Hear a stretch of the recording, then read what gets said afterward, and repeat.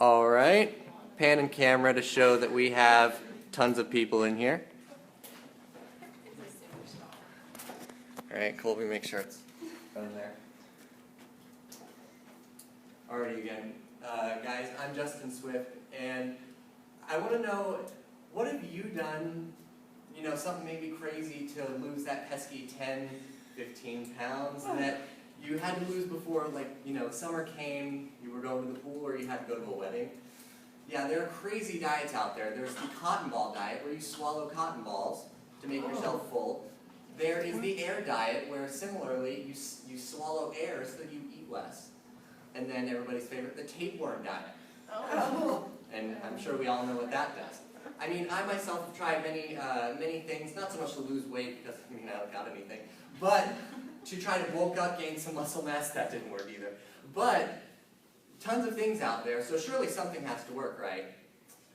Not exactly. In all of our search for the perfect diet that helps us lose that 15 pounds instantly, we forget that our body really does need some nutrients from a balanced diet and exercise.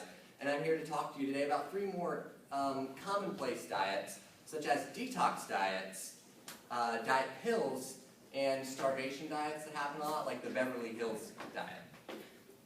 So, starting off with detox diets. Detox is short for detoxification. So, in summary, you eat a very small diet, very condensed diet, and then you take these chemical concoctions or laxatives, or in some cases enemas, in order to completely cleanse your body of toxins that make you fat and unhealthy and tired all the time.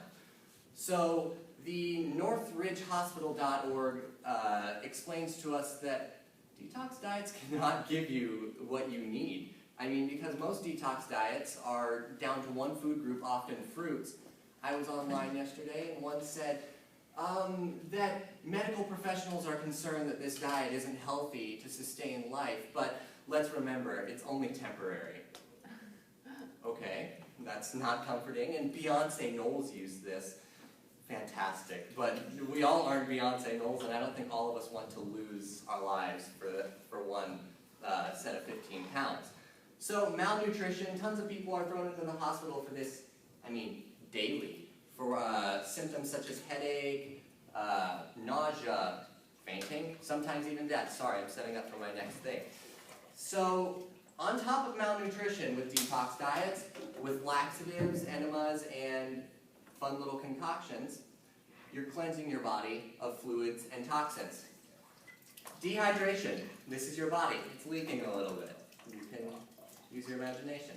So, it's leaking, and you're full of water. You eat a day, you eat your day's worth of, like 800 calories, and at the end of the day, detox. Completely flush your system.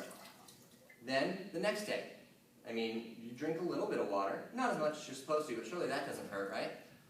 So, after that, you eat your small diet. At the end of the day, detox. Lose all your fluids. The next day, you didn't drink all your water again. You only drank a little bit. But, 2 days in a row, that can't hurt. Detox. You're dehydrated. Your body cannot function without water. You cannot, your body's having a problem getting rid of the toxins in your bloodstream. Your kidneys start failing. You go into coma, and you can die from this. Dehydration needs to be taken care of really quickly, or else your kidneys will fail because you don't have the water to get rid of the actual toxins going through your bloodstream. So, moving on, detox diets. Probably not the way to go. How about diet pills? That can work, right? I wouldn't recommend it. There are 2 types of diet pills. Well, actually there are tons of types of diet pills, but the 2 types that are kind of around are fat blockers and appetite suppressors. Fat blockers, appetite suppressors, pretty obvious what they do. Fat blockers will stop your system, your stomach and your intestines, from absorbing fat, which sounds fantastic, but not really. You're losing proteins, you're losing vitamins, you're losing minerals. And it isn't like the fat that you're absorbing from foods is instantly being converted to fat and it's officially being added to your stomach right here. That's not how that works. It gets digested. So you're not gaining important nutrients from there. And the American Journal for Nursing says that this can be just as dangerous as detox diets because, I mean, you're completely eliminating a food group. So, appetite suppressors. With appetite suppressors, there are two different types of appetite suppressors. There are chemicals, which some people may have heard of. There's a particularly infamous one, fen-phen. If anybody has heard of fen-phen, everybody's like, oh, you should just take fen-phen, you'll lose 15 pounds. Actually, with fen-phen, it was taken out of circulation in the 1990s after, I think, being in production for 15, 20 years because it was linked directly to cardiovascular disease and causing arteries in your heart to shut completely, leading to heart surgery. And fen-phen was taken out in the 1990s because there was a class action suit that said, yeah, we're dying here. So there are chemical, and then there are these weird little expansion things. How the expansion pills work is, this is the pill in a very large size. I promise they're not this big. So you will take the pill travels down to your stomach, and what happens is, it's full of oftentimes fiber, oftentimes other non-organic products that it just expands in your stomach when wet, and it will make you feel not so hungry. Problem is, when you get a large buildup of fiber or non-organic materials in your stomach that it can't digest, you get gastrointestinal problems that oftentimes lead to pumping your stomach and very scary things that sound just so unappealing when you don't want to diet or exercise. So, lastly, if I can get my cards, is everybody's, actually my favorite, the Beverly Hills diet. These are semi-starvation tactics. Millions have used it, and the Journal of American Medical Association says that this is quite possibly the worst idea that has come into the fad diet derby ever. So what happens is, for the first 10 days, the British Medical Journal tells us that you can only eat fruits for the first 10 days. While you say, oh, surely that can't be that bad. The third day, you get to eat only grapes. A full day of eating nothing but grapes. And that's day 9 as well. So that sounds terrible.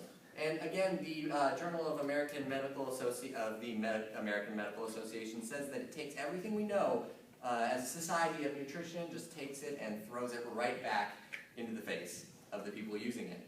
So we've already talked about malnutrition, how that can end in the hospital. Without carbs and fats, you have no energy. Without energy, your body can't fight anything. You think you're bad when a common cold hits you? Try starving yourself and then getting hit with a cold. Your immune system cannot stop it. It can lead to hospitalization. So we've established that living a healthy life is good. We want to live at a healthy weight. We all like that, and we all want to diet. But the perfect way to do that is through a balanced diet, burning more than you consume, but through a balanced diet, and with some exercise in there.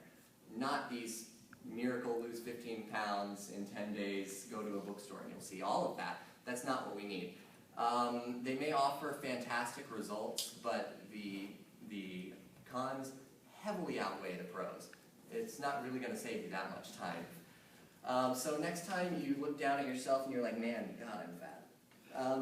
I need to lose some weight. I beg you, please don't go to the bookstore and look at what hit Hollywood by storm this time around, because it very well could be the last decision you make. Thank you.